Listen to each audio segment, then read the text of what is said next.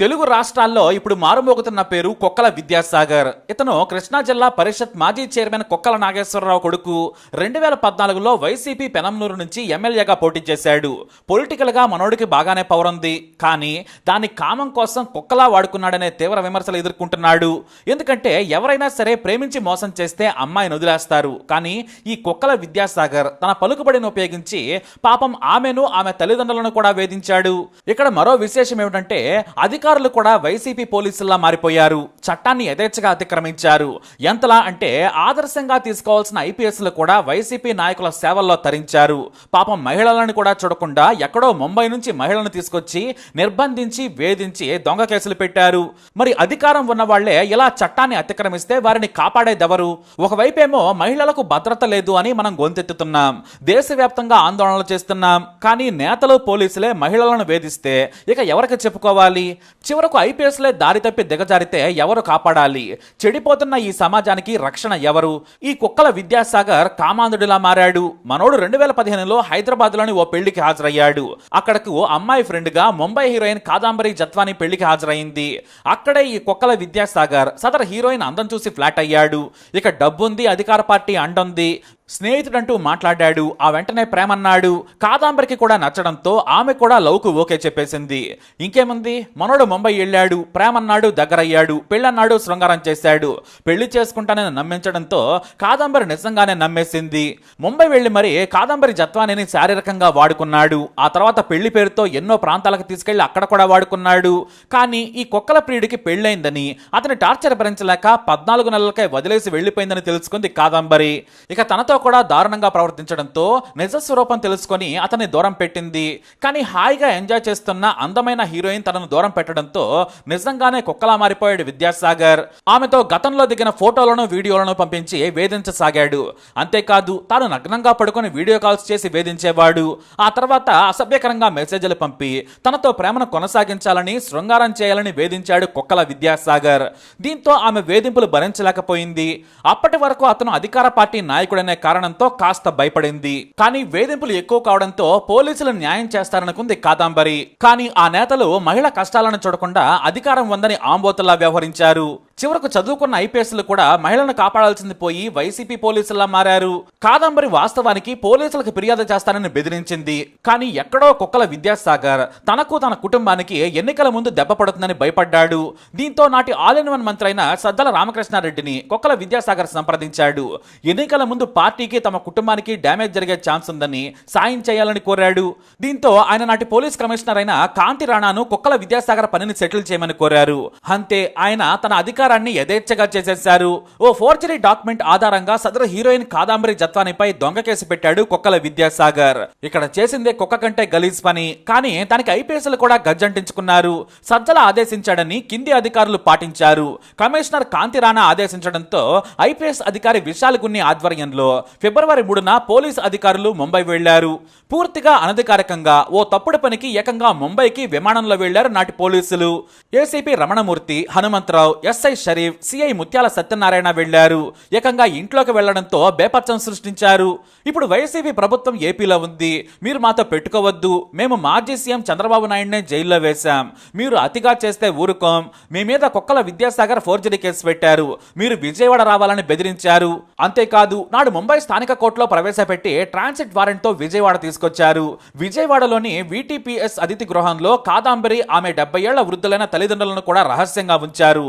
ఏమాత్రం మీడియాకు లీక్ కానివ్వలేదు. కానీ ఒక మహిళను, ఆమె తల్లిని కూడా రహస్యంగా పోలీసులు దాచారు. ఇలా ఉంచడం నేరం. నిజంగా నేరం చేస్తే మీడియాకు కూడా సమాచారం ఇవ్వాలి, కానీ అలా చేయలేదు. వారిని చిత్రహింసలకు గురి చేశారు, భౌతికంగా దాడి చేసి బెదిరించారు. దొంగ కేసు ఆధారంగా ఏకంగా మినిమం 10 ఏళ్లు శిక్ష పడే సెక్షన్లను పెట్టారు. తీవ్రవాదుల మాదిరిగా వారిని ట్రీట్ చేసి ఏకంగా ముంబైలోని 6 కోట్ల విలువైన ఇంటిని సీజ్ చేసి బ్యాంకు ఖాతాలను కూడా నిలిపివేశారు. ఆ అకౌంట్లో 80 లక్షలున్నాయి, వాటిని కూడా వాడుకోకుండా చేశారు. అప్పటి వరకు ఎంతో కష్టపడి డిగ్నిటీగా బ్రతికిన ఆమె తల్లిదండ్రులను దారుణంగా ట్రీట్ చేశారు. చివరకు కోర్టు ముగ్గురికి రిమాండ్ విధించింది. కానీ తెల్ల పత్రాలపై సంతకాలు పెట్టించుకొని వారికి పోలీసులే బెయిల్ ఇప్పించారు. బయటకు ఈ విషయం పొక్కితే తీవ్ర పరిణామాలుంటాయని బెదిరించారు. దీంతో పెద్ద పెద్ద పోలీసు ఉన్నతాధికారులే ఈ వ్యవహారంలో ఉండడంతో వారి కుటుంబం భయపడింది. చివరకు వారి బంధువులు కూడా సాయం చేయడానికి సాహసించలేదు. ఎవరైనా ముంబై నుంచి వచ్చి కోర్టుల్లో కేసులు వేసినా, ఫిర్యాదులు చేసినా కూడా తీవ్ర పరిణామాలుంటాయని వేధించారు. దీంతో వారి బంధువులు ఎవరో కూడా రాలేదు. చేసేది లేక పోలీసులు 40 రోజుల తర్వాత బెయిల్ ఇప్పించగానే ఇక కొక్కల విద్యాసాగర్ జోలికి వెళ్లమని తెల్ల కాగితాలపై సంతకాలు చేసి బతుకు జీవుడా అంటూ పారిపోయారు. అయితే ఇప్పుడు ఏపీలో ప్రభుత్వం మారడంతో ఈ విషయం ఆలస్యంగా వెలుగులోకి వచ్చింది. ఎందుకంటే నాటి కమిషనర్ కాంతి రాణా మీద అప్పటికే నేటి సర్కారు నిఘా పెట్టింది. వైసీపీ హయాంలో ఆ పార్టీ కార్యకర్తగా టీడీపీని వేధించాడు అనే విమర్శలు కూడా వచ్చాయి. దీంతో కాంతి రాణాపై టీడీపీ విచారణ చేస్తూ ఉండడంతో ఏపీ ఇంటెలిజెన్స్ ఈ అరాచకం గురించి తెలుసుకుని ప్రభుత్వానికి నివేదిక ఇచ్చింది. దీంతో ఈ విషయం బయటపడింది. ఈ కాదంబరి జత్వేది తల్లి ఆశాతో పాటు ఆమె తండ్రి తెలుగు మీడియాకు నాటి అధికారుల తెరపై కన్నీటి పర్యంతమయ్యారు.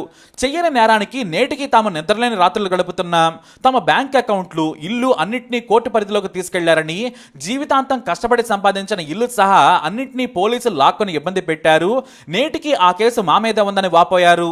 దీంతో నేటి పోలీసులు విచారణ చేస్తూ ఉండడంతో కాదంబరి ఈ విషయంపై విజయవాడ చేరుకొని ఫిర్యాదు చేశారు.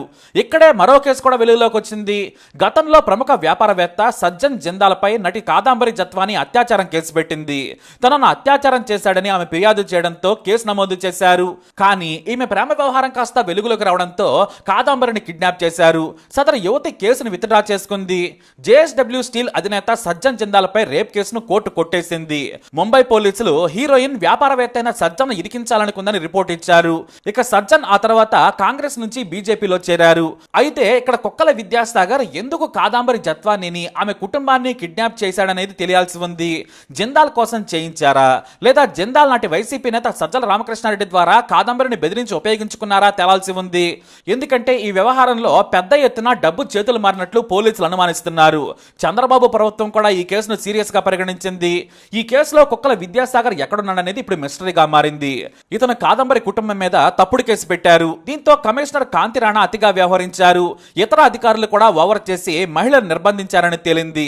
చివరకు పీరియడ్స్ వచ్చాయని, నాప్కిన్స్ కావాలని అడిగినా కూడా ఇవ్వకుండా పోలీసులు వేధించారని కాదంబరి తల్లి ఆశా మీడియాకు చెప్పి వాపోయారు.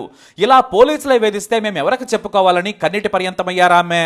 తప్పుడు కేసులు పెట్టిన కొక్కల విద్యాసాగర్ తో పాటు అధికారులపై చర్యలు తీసుకోవాలని ఏపీ సర్కారుకు విన్నవించారామె. ఇప్పుడు కాంతి రాణా నాడు చేసిన అరాచకాలపై ఏపీ సర్కారు దృష్టి పెట్టింది. అలాగే ఇతర అధికారులపై కూడా చర్యలు తీసుకునేందుకు ఉన్నతాధికారులు సిద్ధమైనట్లు సమాచారం. ఇక బాధితులు కాదంబరి నుంచి స్వయంగా ఫిర్యాదు తీసుకున్న తర్వాత ఈ కేసు ముందుకెళ్లే ఛాన్స్ ఉంది. అయితే సజ్జల కొక్కల విద్యాసాగర్ పైన కేసు నమోదయ్యే అవకాశాలు కనిపిస్తున్నాయి. పోలీసు ఉన్నతాధికారులపై చర్యలు తీసుకుంటారా లేదా అనేది ఇప్పుడు ఆసక్తికరమైన విషయంగా మారింది. ఎందుకంటే మహిళను కోర్టుకు పంపించకుండా, మీడియాకు చెప్పకుండా నిర్బంధించడం తీవ్రమైన నేరం. చట్టాన్ని అతిక్రమించిన వారిపై ప్రభుత్వం ఎలాంటి చర్యలు తీసుకుంటుందో వేచి చూడాలి. ఈ కేసు ఇప్పుడు ఏపీ రాజకీయాల్లో సంచలనంగా మారింది.